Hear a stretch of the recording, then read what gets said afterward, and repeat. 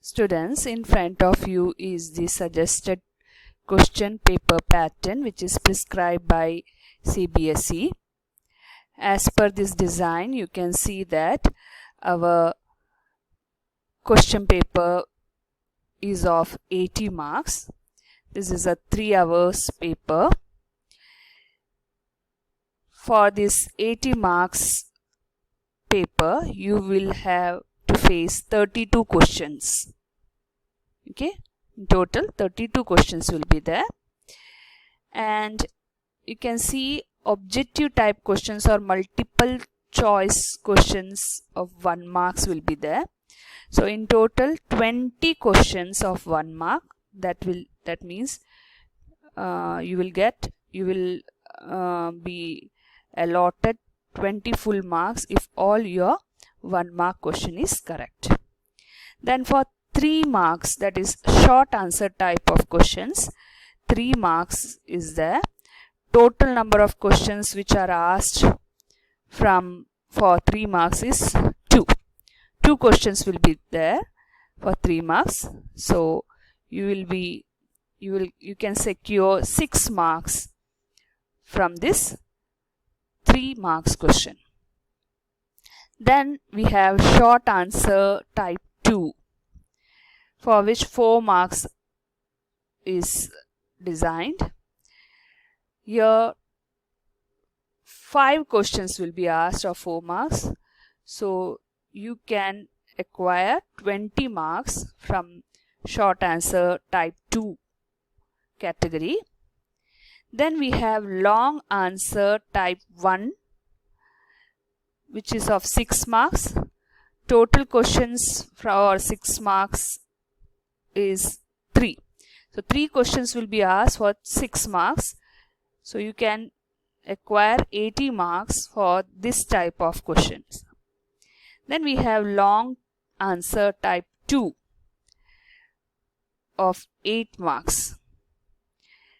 2 questions will be asked from this type of long answer type 2 question. Total marks from this area is 16. So in total 80 marks with 32 questions. You have to face 32 questions and total marks is of 80. There will be internal choice in questions of 3 marks, 4 marks and 6 marks and 8 marks. So for 3, 4, 6, 8 there will be choices provided for most of the questions. All questions carrying 8 marks will have an internal choice. For 8 marks questions, all the questions, that is you have 2 questions, so 2 choices for each questions will be provided. Now let us see what is the course structure given to you. As you know, your accountancy book is divided into 2, financial accounting part 1 and financial accounting part 2. And in financial accounting part 1 you have 2 units, theoretical framework and accounting process. Okay, so in this 2 chapter, that is theoretical framework, it is of 12 marks. It is fully theoretical. So most of the questions, or almost all the questions from unit 1 is of theory type. Okay, so 12, if your theory is perfect, then you can secure 12 marks. Then we have accounting process. Accounting process, in which different chapters are there. We will discuss about that. It is of 40 marks. And part B, which is financial accounting 2, there are 2 units again. Unit 3, financial statement of sole proprietor and incomplete records. So that is from unit 3, and for that 20 marks. And from unit 4, computer in accounting, 8 marks. Okay, so in total this is how the chapters are allotted marks. Next, let us see in part A, that is financial accounting 1. You saw that there are 2 units, unit 1 and unit 2. In Unit 1, that is theoretical framework, which are the chapters we have to study? Introduction to Accounting and Theory Base of Accounting. Okay, these two chapters are there. And in Unit 2, Accounting Process, we have recording of business transaction, that is how the business transactions are recorded. About that, all the information is given. Like we have vouchers and transactions. So we know that on the basis of vouchers and different types of source document, we record all the transactions in different books of accounts. Then we have to study about books of original entry. Then here are different types of books, that is journal is there, special purpose book is there, cash book is there. In cash book we know that only cash receipt and payments are recorded. No credit transaction will be recorded in cash book. We have learned about simple column cash book with double column, that is with bank column, and petty cash book. We also have learned about purchase book, sales book, purchase return book, and sales return book. So whenever there is credit purchase or credit sales, we record those transactions in purchase and sales book. Okay, so these are some of the special purpose book. Then afterwards, in Unit 2 itself, we have studied ledger. Okay, and next, moving further with Unit 2 itself, we have chapters bank reconciliation statement, depreciation, provisions and reserves, accounting for bills of exchange, trial balance and rectification of errors. So these many chapters are there from Unit 2. Okay, so it is not only theory but also problems will be asked from Unit 2. Unit 1 is fully theory part. Okay, and Unit 2 is both theory plus problems will be there. And as you saw in the earlier slide, Unit 2 covers 40 marks and Unit 1 alone carries 12 marks. Now moving to the part 2, that is financial accounting second, we have two units. Unit 3, that is financial statement of sole proprietorship. In that we have discussed two chapters, financial statement, in which we prepared trading account, profit and loss account and balance sheet. We also learned that when full information or complete data is not provided, with the limited information, how the business calculate or business ascertain their profit or loss by preparing incomplete record. Unit 4 is all about computers in accounting. Okay, so these many chapters are there from part B, that is financial accounting 2. Okay, now let us discuss a sample paper. Here you can see general instructions provided to you. In this it is mentioned this question contained, or this question paper contains 32 questions in all. So as we discussed earlier in blueprint, that there are in total 32 questions and all questions are compulsory. And see here, in accountancy it is very important that to give the calculation and working note neatly and correctly whenever or wherever it is required. So see children, now in this today's class we will discuss the first part of your question, that is 20 mark. So for 1 mark 20 questions are asked, that we will discuss today. Let us start. First one, Mr. Nath, who owed us 50,000. So Mr. Nath is supposed to give us 50,000. He became insolvent and paid only 40% of this amount. So children, this Nath is supposed to give us 50,000, but he became insolvent. That is, he is not in the condition to pay his liabilities, and we could recover from him 40% of these 50,000. our question what is asked over here is, what is the term used for the amount not received? In which side of the profit and loss account this amount is shown? So this question is divided into two parts. So we have to answer this question. There will be two answers for this one particular question. First is the amount which is not received from a debtor. What is it called as? It is bad debts. Okay. So first part of the question's answer is bad debts. The amount which is not received from our debtor is known as bad debts. So that is the first part of our question. And the second part of our question is they are asking you bad debts. Where is the proper position of bad debts? When we were discussing one of the video of final account or financial statement, we recorded bad debts in profit and loss account debit side. You know, debit side is the expenses side. Okay, so bad debts, which is our expenses or loss, which is unrecovered money, that will be treated as our loss and will be debited. So what is the answer for our first question? It is the first part of the answer is it is the term used for the amount not received from our debtor is bad debts. This is the answer, bad debts, and this amount is shown on the debit side of profit and loss account. Okay, so moving to the next part. The concept that a business enterprise will not sold or liquidated in the near future is known as. So we have studied in our chapter that principles of accounting, that if we don't have any intention to stop our business for a long period of time, which concept is known for that? It is going concept. Okay.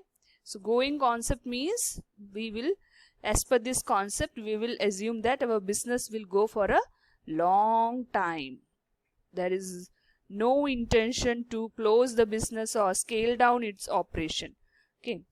Next question, questions answer. Let us read question. Provision is created for. Okay. Provision, you know about different types of provision. Provision for doubtful debts, provision for depreciation. So provisions are created for unknown liability, the liability which is not known to us, the amount of liability which is not known to us. For that part we create provision. Okay, so your answer is unknown liability. Okay, we can put a tick mark on these items answer. The first one is going concern.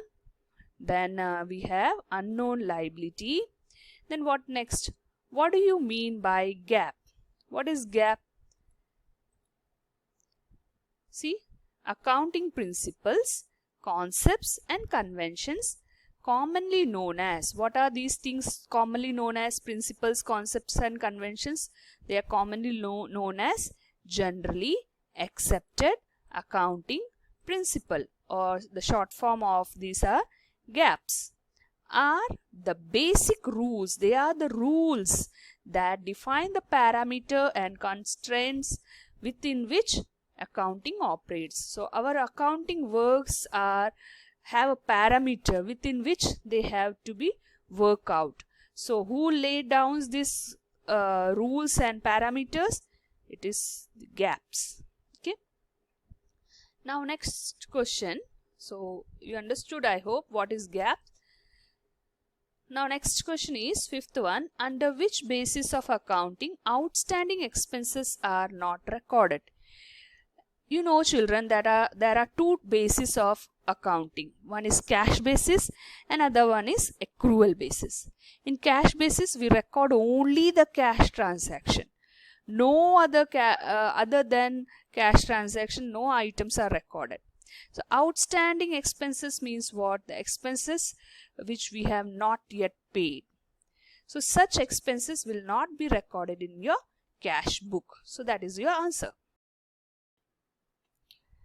Sixth question is, what is journalizing? So you know, children, what is journal entry, you know. So the process of recording the transaction into journal is called journalizing. So the way how you record the transaction in the journal, that process is known as journalizing. Okay, moving to the next question. Define drawings. You are very familiar with that term. Drawing means what? It's a amount withdrawn or the goods taken by the proprietor or a partner for his personal use. So that part of amount or a goods which is used by the proprietor for his personal use is known as drawing. Okay. Next question is 8th one. Which of the following account will be credited on giving cash donations? So children, you know that when we give donations, donation is a sort of expenses for us, because it's not a revenue but it's a expenses. So donation, when we give, it is in the form of cash that it is given here. In this problem it is mentioned that you are giving a cash donation. So in this case, what is going out of your business? It's the cash. So cash is decreasing.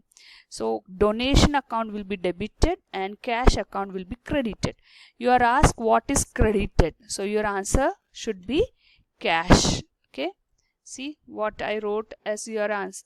My answer is cash account will be credited. Okay. Next, moving to the 9th question. On interstate purchase of goods, which of the following GST is levied?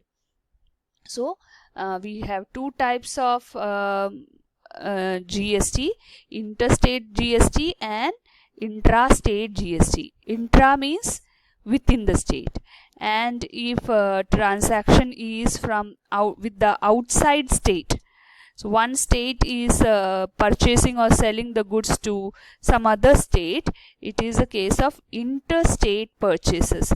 So in interstate purchases we use IGST. Intra means within the state. In that case, CGST and SGST. But when it is interstate, interstate means one state purchasing the goods from some other state. So in that case, which GST is levied? It is IGST. So what is your answer in this particular question 9? The answer is, it is IGST, since it is interstate, that is outside the states. Next question, moving to the 10th question. So you just have to tick mark or write down the correct answer. In this case the correct answer is IGST, and in this case the correct answer is cash account. Okay. See, when you write answer for this particular type of question, write B and also write cash account. So you have to write down the option which you have selected. The option here is B and the correct answer is cash account. So both you have to write in your answer sheet. Now 10th question, what do you mean by suspense account? Suspense account we prepare for which type of error? It is for the error in which trial balance is showing any differences. Okay, so just check out. Suspense account is an account in which the difference of trial balance is placed temporarily till the error are located and rectified.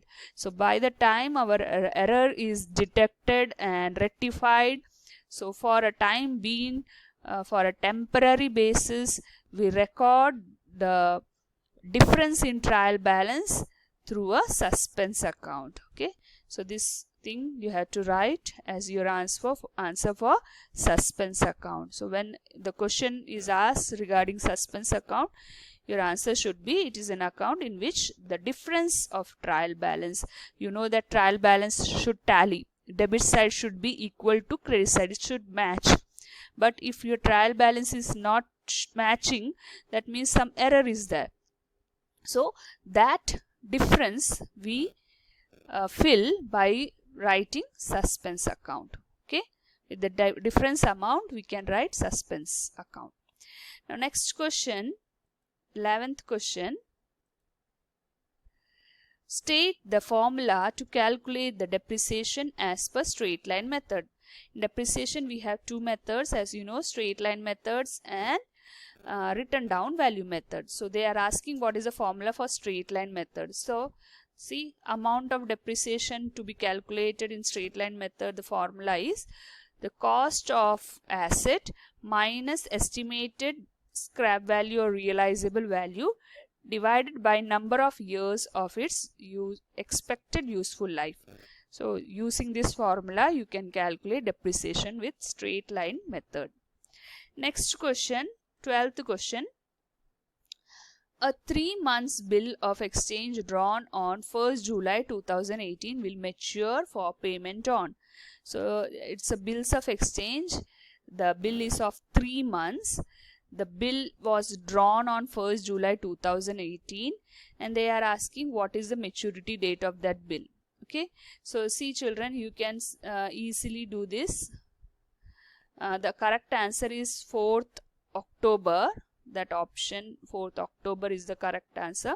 See, the bill was drawn on 1st July 2018. So from 1st July, the 1 month is 1st August. Okay, 1st July to 1st August, 1 month. Then from 1st August to September, 1st September, again 1 month. 1st September to 1st October, 1 more month. So in total, how many months bill is this? It is 3 month bill. So 3 month bill means it will be 1st October. The third month is 1st October. We will give extra 3 days to the debtor. Okay, so 1st October plus 3 extra days means 4th October this will get matured. Okay, so this is a simple way of finding the answer for the maturity period of that bill. Next question is, so see, the 4th October is the correct answer. Next is wrong totaling of subsidiary books dash allow trial balance to match. So if your subsidiary book is not properly totaled, that is it is wrong totaling have taken place in your subsidiary book. So in that case, whether your trial balance will match or mismatch, that is the question. So your answer should be wrong totaling of subsidiary books will not allow trial balance to match. Okay, so will not allow, trial balance will not match if you are doing a wrong totaling. It will show difference. So next one is 14th one. Cost of plant and machinery is an example of dash expenditure.